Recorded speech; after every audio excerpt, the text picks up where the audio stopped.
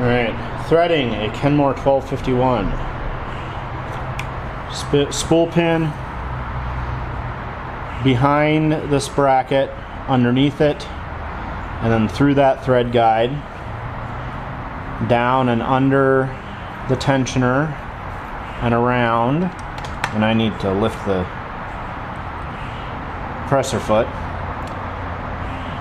Now I'm gonna hold the upper thread and pull so it goes under here and around that finger, through this thread guide, into the take-up arm, back through this thread guide,